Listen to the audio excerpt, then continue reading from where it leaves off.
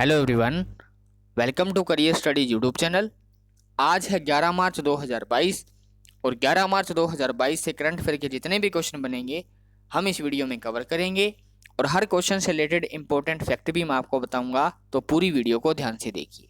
Video की PDF file आप video के डिस्क्रिप्शन से डाउनलोड कर सकते हैं। वीडियो के एंड में मैं आपसे एक क्वेश्चन पूछूंगा जिसका आंसर आपने कमेंट बॉक्स के अंदर बताना है। तो चलिए स्टार्ट करते हैं आज के पहले क्वेश्चन से। आज का हमारा पहला क्वेश्चन है, हाल ही में पंजाब के मुख्यमंत्री कौन बने हैं? ऑप्शन ए भगवंत मान, option B Sukhbir Badal, option C Charanjit Channi या ऑप्शन डी सुखजिंदर सिंह रंधावा। तो पंजाब के जो मुख्यमंत्री बने हैं वो बने हैं सरदार भगवंत मान, यानी इस क्वेश्चन का ऑप्शन ए सही है। आप एक बार इमेज में देखिए, ये हैं सरदार भगवंत मान और यही बने हैं पंजाब के अगले मुख्यमंत्री। 2022 के पंजाब विधानसभा इलेक्शन में आम आदमी पार्टी ने 117 विधानसभा सीट्स में से 92 सीट्स पर जीत हासिल करके पहली बार पंजाब के अंदर बहुमत हासिल किया है और भगवंत मान को अगला मुख्यमंत्री नियुक्त किया है। ठीक है, इससे पहले भगवंत मान एक महान पंजाबी कॉमेडियन और अभिनेता कलाकार भी रह चुके हैं। ठीक है, अच्छा, पंजाब के अलावा कितने स्टेट्स के अंदर इलेक्शन हुए थे? तो वो हुए थे 4। ये भी आपने याद रखना है, उत्तर प्रदेश, उत्तराखंड, मणिपुर और गोवा। ठीक है, पंजाब के अलावा इन 4 स्टेट्स के अंदर इलेक्शन हुए थे। ये क्वेश्चन आपको 101% पूछा जाएगा कि 2022 के अंदर कितने स्टेट्स के अंदर विधानसभा चुनाव हुए थे? तो 5। ठीक है, उत्तर प्रदेश, उत्तराखंड, मणिपुर, गोवा और पंजाब। ठीक है, अभी पंजाब के अंदर अगर बात करें विधानसभा सीट्स कितनी है तो 117। ठीक है, लोकसभा सीट्स कितनी है तो वो है 13 और राज्यसभा सीट्स कितनी है तो वो है 7। ठीक है, यहाँ से पंजाब के कैंडिडेट्स के लिए एक क्वेश्चन जरूर बनेगा, तो ये आपने याद रखना है। ठीक है, इस क्वेश्चन से इतना ही, चलते हैं अगले क्वेश्चन पे। हाल ही में किस राज्य सरकार ने भारत की सबसे बड़ी तैरती हुई सोलर परियोजना को शुरू किया है? तो भारत की सबसे बड़ी तैरती हुई सोलर परियोजना को शुरू किया है तमिलनाडु के अंदर, यानी इस क्वेश्चन का ऑप्शन बी सही है। ठीक है, तमिलनाडु के मुख्यमंत्री MK स्टालिन ने 150.4 करोड़ रुपए की लागत से निर्मित भारत के सबसे बड़े तैरते सौर ऊर्जा संयंत्र का उद्घाटन किया है। स्वच्छ ऊर्जा प्रदान करने के लिए तमिलनाडु के थूथुकुडी में इसकी स्थापना की गई है। ठीक है, अब बात आई है तमिलनाडु की, तो तमिलनाडु की कैपिटल क्या है? चेन्नई। तमिलनाडु के जो CM है वो कौन है? MK Stalin. और तमिलनाडु के गवर्नर कौन है? RN रवि। ठीक है, आप मैप में याद रख लो तमिलनाडु कहाँ पे है। ठीक है, क्यों? क्योंकि यहाँ से एक क्वेश्चन जरूर पूछा जाता है। ठीक है, तो इस क्वेश्चन से इतना ही, चलते हैं अगले क्वेश्चन पे। हाल ही में किस भारतीय क्रिकेटर ने क्रिकेट के सभी प्रारूपों से संन्यास की घोषणा की है? जितने भी कैंडिडेट इस वीडियो को देख रहे हैं, मैं उनसे रिक्वेस्ट करूंगा कि इस क्वेश्चन को अपनी नोटबुक के अंदर नोट करें, क्योंकि ये क्वेश्चन आपको 101% आने वाले एग्जाम के अंदर देखा जाएगा। ठीक है, तो इसको प्लीज नोट जरूर कर लेना। तो भारतीय क्रिकेटर ने क्रिकेट के सभी प्रारूपों से संन्यास की घोषणा की है, वो की है S श्रीसंत ने। ठीक है, यानी इस क्वेश्चन का ऑप्शन सी सही है। आप एक बार इमेज में भी देख लो श्रीसंत को, ये हैं श्रीसंत और इन्होंने ही भारतीय क्रिकेट के सभी प्रारूपों से संन्यास की घोषणा कर दी है। ठीक है, श्रीसंत भारतीय क्रिकेट टीम के एक महान तेज गेंदबाज थे और इन्होंने भारत के लिए 27 टेस्ट और 63 वनडे मैच भी खेले। ठीक है, श्रीसंत विकेट लेने के बाद अपने उत्साहपूर्ण जश्न के लिए भी माने जाते थे, लेकिन IPL में 2013 का जो संस्करण हुआ था उसमें स्पॉट फिक्सिंग के बाद इनका जीवन और करियर चरमरा गया था। ठीक है, तो ये आपने याद रखना है कि 2013 के बाद के इनके ऊपर स्पॉट फिक्सिंग का आरोप लगा था। चलते हैं नेक्स्ट क्वेश्चन पे। हाल ही में भारतीय वायुसेना अकादमी यानी इंडियन एयरफोर्स अकेडमी का कमांडेंट किसे नियुक्त किया गया है? तो इंडियन एयरफोर्स अकेडमी के जो कमांडेंट बने हैं वो बने हैं B चंद्रशेखर, यानी इस क्वेश्चन का ऑप्शन ए सही है। एयर मार्शल B चंद्रशेखर को भारतीय वायुसेना अकादमी में 1984 में defence service staff college Wellington में शामिल किया गया था और 2000 यानी सन 2000 के अंदर इनको भारत के राष्ट्रपति ने इनकी मेधावी सेवा और उच्च स्तर की सर्विस के लिए अति विशिष्ट सेवा पदक से भी सम्मानित किया था। ठीक है, तो इनको ये अवार्ड कब मिला था? अति विशिष्ट सेवा पदक वो मिला था सन 2000 के अंदर। अब बात आई एयरफोर्स की, तो एयरफोर्स की स्थापना कब हुई थी? 8 अक्टूबर 1932 को। इसीलिए हर साल 8 अक्टूबर को क्या मनाया जाता है? Indian air force day. Indian air force day मनाया जाता है 8 अक्टूबर को। एयरफोर्स का हेडक्वार्टर कहाँ पे है? नई दिल्ली के अंदर। और एयर चीफ मार्शल कौन है, मतलब चीफ ऑफ एयर स्टाफ कौन है? वो है VR चौधरी। ठीक है, तो इस क्वेश्चन का जो सही आंसर है वो है बी, चंद्रशेखर को बनाया गया है भारतीय वायुसेना अकादमी का अगला कमांडेंट। ठीक है, चलते हैं अगले क्वेश्चन पे। हाल ही में किस संस्था द्वारा IEVP यानी इंटरनेशनल इलेक्शन विजिटर प्रोग्राम 2022 का आयोजन किया गया? तो IEVP 2022 का जो आयोजन किया है वो किया है चुनाव आयोग ने, यानी इलेक्शन कमीशन ने। ठीक है, यानी इस क्वेश्चन का ऑप्शन ए सही है। लगभग 32 देशों और 4 इंटरनेशनल ऑर्गेनाइजेशन के लिए भारत के चुनाव आयोग ने इस प्रोग्राम का आयोजन किया और यह प्रोग्राम हुआ था वर्चुअली, यानी आभासी रूप से इसका आयोजन किया गया आज। और इस प्रोग्राम में 9 देशों के राजदूत और भारत में स्थित राजनयिकों ने भी पार्टिसिपेट किया था। अच्छा, भारत के चीफ इलेक्शन कमीशन कौन है? भारत के चीफ इलेक्शन कमीशन है सुशील चंद्र, जो कि 24 में चीफ इलेक्शन कमीशन है। ये आपने याद रखना है। ठीक है, तो चलते हैं अगले क्वेश्चन पे। आज का हमारा नेक्स्ट क्वेश्चन है मोंडो डुप्लांटिस। ठीक है, मोंडो डुप्लांटिस ने हाल ही में पोल वोल्ट में नया विश्व रिकॉर्ड बनाया है। वह किस देश के खिलाड़ी हैं? तो मोंडो डुप्लांटिस है स्वीडन के। ठीक है, यानी इस क्वेश्चन का ऑप्शन सी सही है। आप एक बार इमेज में देखिए, ये है मोंडो डुप्लांटिस और इन्होंने ही पोल वोल्ट के अंदर, जैसे 2 पोल होते हैं उसके ऊपर एक डंडा सा होता है और उसके ऊपर से प्लेयर को गुजरना होता है, ये होता है पोल वोल्ट। ठीक है, तो इसमें ही इन्होंने वर्ल्ड रिकॉर्ड बनाया है, जो कि स्वीडन के खिलाड़ी हैं। ठीक है, और इन्होंने यह रिकॉर्ड बनाया है बेलग्रेड में आयोजित वर्ल्ड इंडोर मीटिंग के अंदर। ठीक है, वर्ल्ड इंडोर सिल्वर मीटिंग के अंदर इन्होंने ये रिकॉर्ड हासिल किया है। चलते हैं अगले क्वेश्चन पे। हमारा आज का नेक्स्ट क्वेश्चन है, हाल ही में वैश्विक फार्मा प्रमुख ल्यूपिन ने अपना ब्रांड एम्बेसडर किसे नियुक्त किया गया है? सुपर इंपॉर्टेंट क्वेश्चन है ये। ठीक है, ब्रांड एम्बेसडर से एग्जाम के अंदर एक क्वेश्चन जरूर पूछा जाता है, तो एक भी ब्रांड एम्बेसडर को मिस नहीं करना है, सभी को आपने अच्छे से याद करने हैं। ठीक है, तो वैश्विक फार्मा प्रमुख ल्यूपिन ने अपना ब्रांड एम्बेसडर नियुक्त किया है, वो किया है मैरी कॉम को, यानी इस क्वेश्चन का ऑप्शन ए सही है। आप एक बार इमेज में भी देख लो, ये है मैरी कॉम और इनको ही बनाया गया है वैश्विक फार्मा प्रमुख ल्यूपिन का ब्रांड एम्बेसडर। ठीक है, ल्यूपिन ने 6 बार की विश्व मुक्केबाजी चैंपियन कौन है? मैरी कॉम। इन्होंने 6 बार वर्ल्ड चैंपियन रह चुकी हैं। ठीक है, ने अपने शक्ति अभियान के लिए ब्रांड एम्बेसडर बनाया है और इस अभियान का मुख्य उद्देश्य है महिलाओं के हृदय रोगों के प्रति जागरूकता बढ़ाना है। ठीक है, तो ल्यूपिन ने अपने शक्ति अभियान के लिए इनको ब्रांड एम्बेसडर बनाया है और जिसका उद्देश्य क्या है? जिसका उद्देश्य है महिलाओं में जो हार्ट डिसीज होती है उसके प्रति जागरूकता बढ़ाना है। अब ये क्वेश्चन आया है ब्रांड एम्बेसडर से रिलेटेड, तो पिछले महीने के टॉप 5 हम ब्रांड एम्बेसडर का रिवीजन करते हैं। थम्स अप के ब्रांड एम्बेसडर कौन बने थे? शाहरुख खान। ठीक है, ये आपने याद रखना है।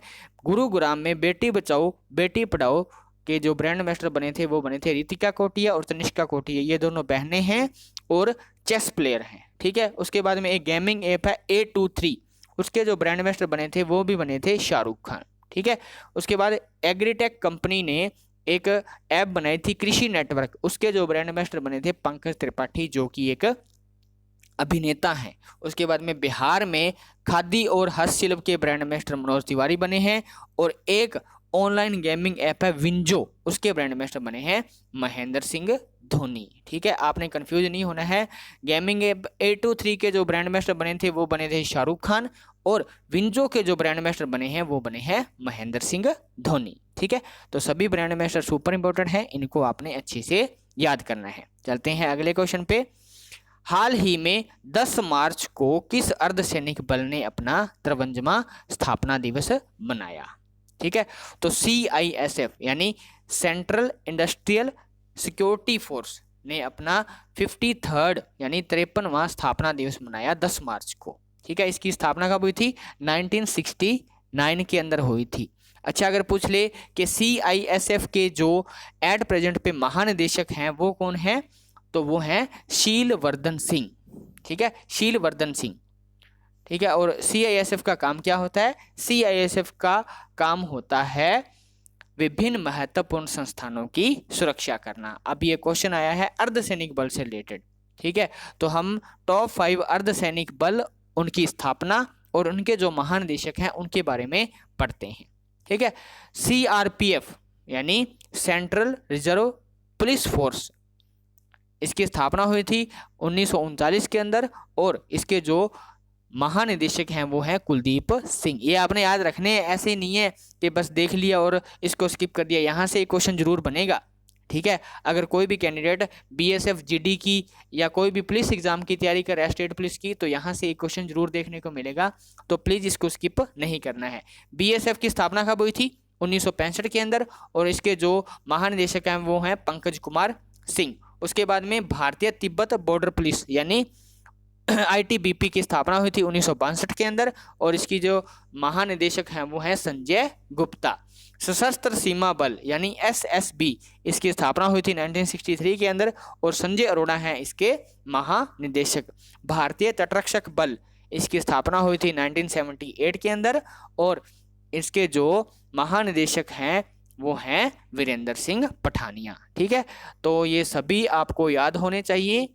ठीक है, इनके जो कब बनी थी स्थापना, वो इनके जो महानिदेशक हैं वो, और ये ऑर्गेनाइजेशन कौन सी है वो। ठीक है, तो सभी आपको याद होने चाहिए। ठीक है, यहाँ से एक क्वेश्चन जरूर बनता है। चलते हैं अगले क्वेश्चन पे। भगवान बुद्ध की दुनिया की सबसे लंबी प्रतिमा किस राज्य में बन रही है? तो भगवान बुद्ध की दुनिया की जो सबसे लंबी प्रतिमा बन रही है वो बन रही है बिहार के अंदर, यानी इस क्वेश्चन का ऑप्शन ए सही है। आप एक बार इमेज में भी देख लो, ये है भगवान बुद्ध की सबसे लंबी प्रतिमा।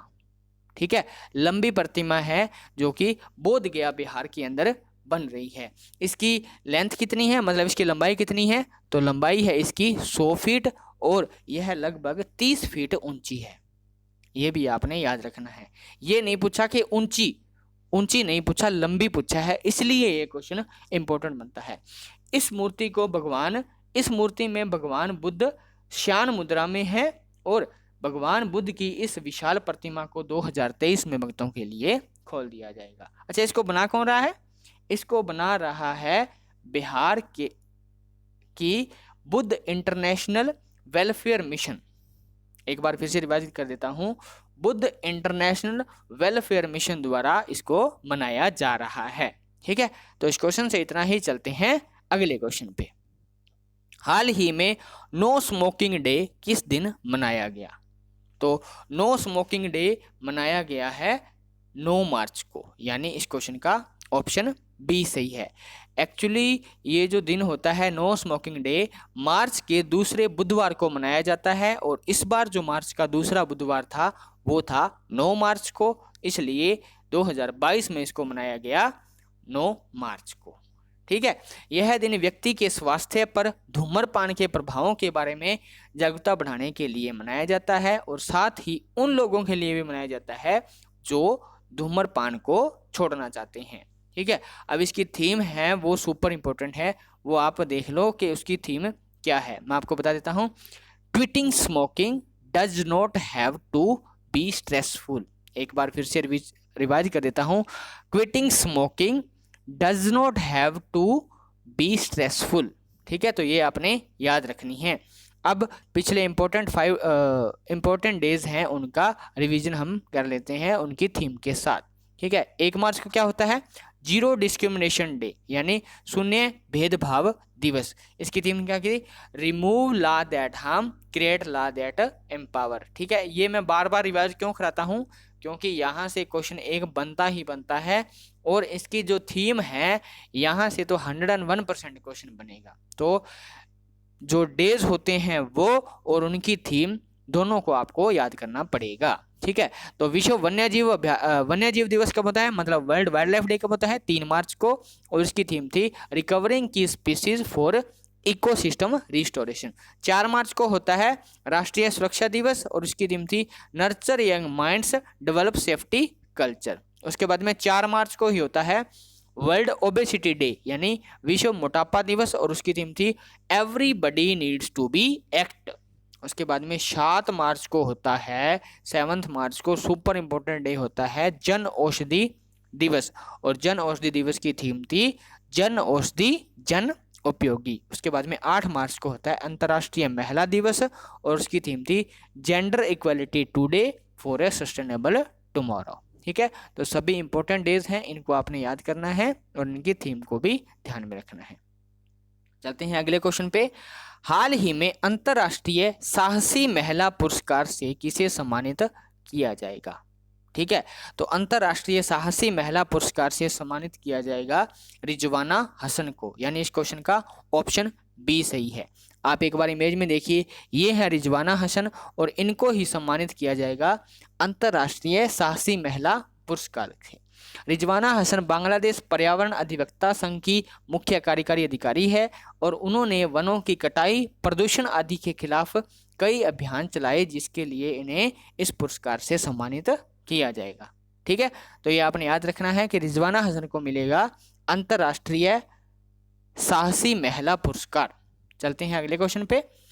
हाल ही में जारी आईसीसी टेस्ट रैंकिंग में दुनिया के नंबर 1 ऑलराउंडर कौन बने हैं, यहां से क्वेश्चन बनेगा ऑलराउंडर। ठीक है, आपने क्वेश्चन को अच्छे से पढ़ना है, उसके बाद में इसका आंसर देना है। ठीक है, ऐसे नहीं कि क्वेश्चन को देखा नंबर वन प्लेयर लगा दो, ये नहीं। यहाँ पे पूछा ऑलराउंडर कौन बने हैं, तो ऑलराउंडर बने हैं रविंद्र जडेजा।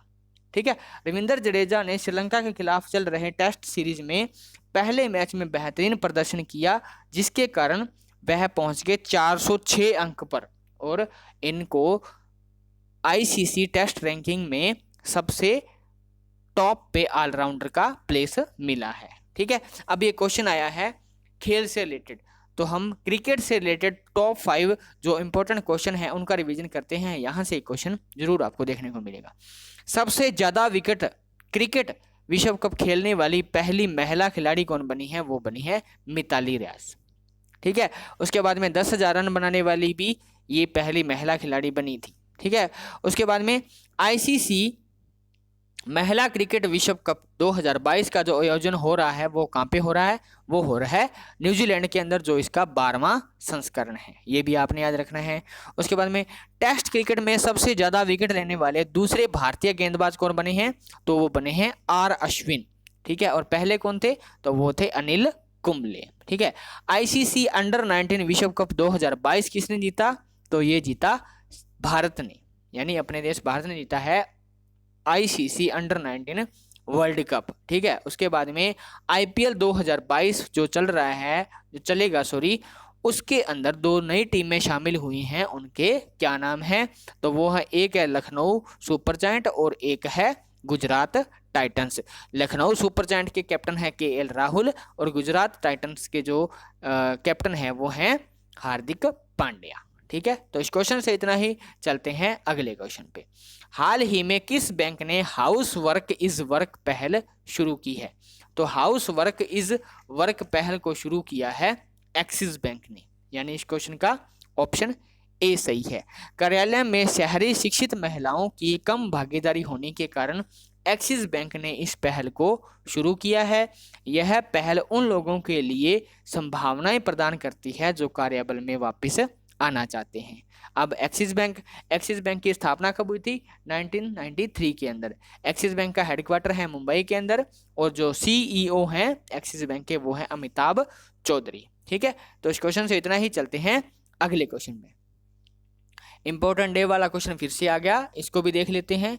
हाल ही में विश्व किडनी दिवस यानी वर्ल्ड किडनी डे किस दिन मनाया गया, तो वर्ल्ड किडनी डे मनाया जाता है हर साल मार्च के दूसरे गुरुवार को, और इस साल जो मार्च का दूसरा गुरुवार था वो था 10 मार्च को, यानी इस क्वेश्चन का ऑप्शन बी सही है। 10 मार्च को मनाया गया विश्व किडनी दिवस। ये आपने याद रखना है कि ये मनाया जाता है मार्च के दूसरे गुरुवार को। ठीक है, गुर्दे के महत्व के बारे में जागरूकता बढ़ाने के लिए हर साल यह दिवस मनाया जाता है और इस दिन को पहली बार 2006 के अंदर मनाया गया था।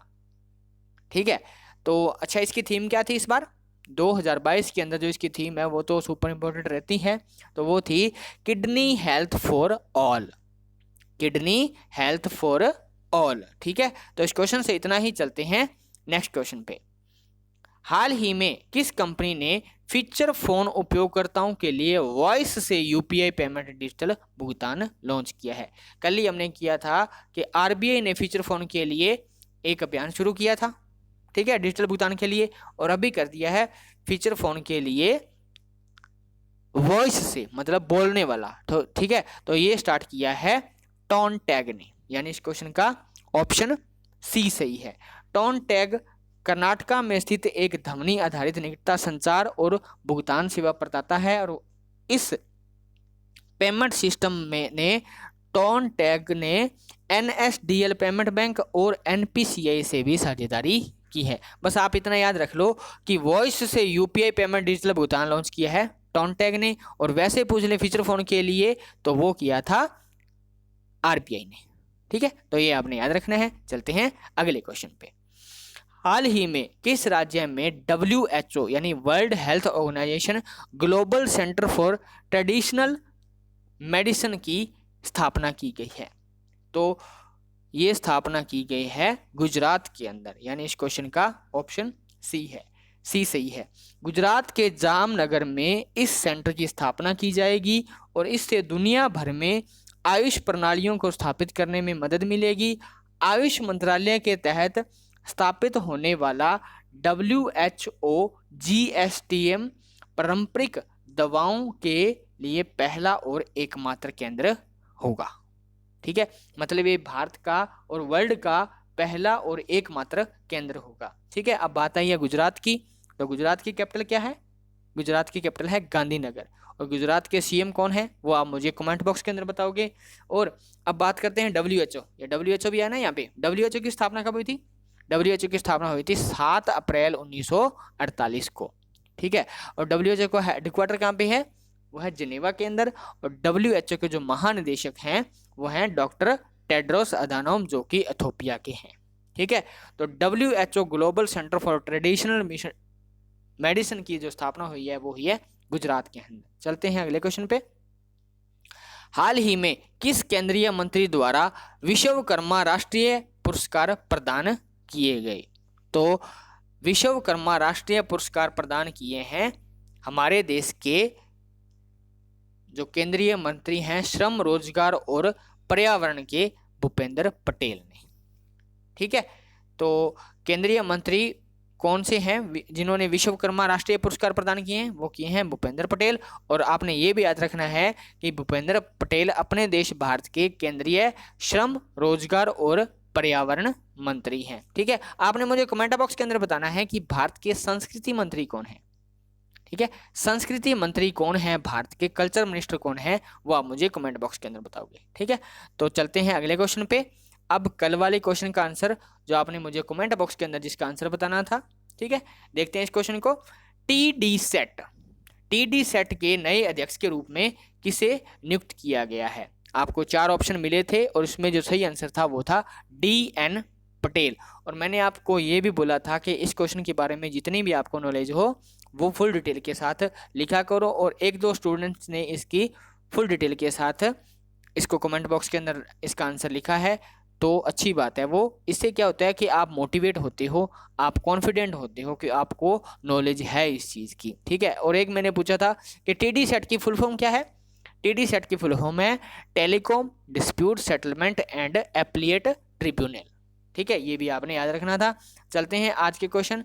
अब आज के लिए आपका क्वेश्चन है जो आपने मुझे कमेंट बॉक्स के अंदर बताना है फुल डिटेल के साथ।